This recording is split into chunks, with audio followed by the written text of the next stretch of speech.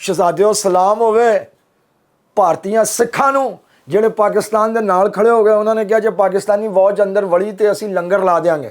ਉਹਨਾਂ ਨੇ ਵਰਦੀਆਂ ਜਲਾ ਦਿੱਤੀਆਂ। ਉਹਨਾਂ ਨੇ ਕਿਹਾ ਕਿ ਮੁਰਦਾਬਾਦ ਨਹੀਂ ਕਹਿ ਸਕਦੇ ਪਾਕਿਸਤਾਨ ਨੂੰ, ਔਰ ਤੁਸੀਂ ਕਹਿ ਵੀ ਨਹੀਂ ਸਕਦੇ। ਗੱਲ ਠੀਕ ਆ, ਬਾਬਾ ਜੀ ਗੁਰੂ ਨਾਨਕ ਉਹਨਾਂ ਦਾ ਇੱਥੇ ਜ਼ਿੰਦਗੀ ਗੁਜ਼ਰੀ ਆ, ਉਹਨਾਂ ਦਾ ਇੱਥੇ ਮਕਬਰਾ ਵਾ, ਤੁਸੀਂ ਇੱਥੇ ਆਨੇ ਆ, ਅਸੀਂ ਤੁਹਾਨੂੰ ਪਿਆਰ ਕਰਦੇ ਹਾਂ। ਪਾਕਿਸਤਾਨੀ ਪੰਜਾਬ ਤੇ ਹਿੰਦੁਸਤਾਨੀ ਪੰਜਾਬ ਇੱਕੋ ਹੀ ਹੈਗਾ ਵਾ, ਸਾਡੇ ਦਿਲ ਇੱਕ ਨੇ, ਅਸੀਂ ਇੱਕ ਦੂਜੇ ਨਾਲ ਪਿਆਰ ਕਰਦੇ ਹਾਂ।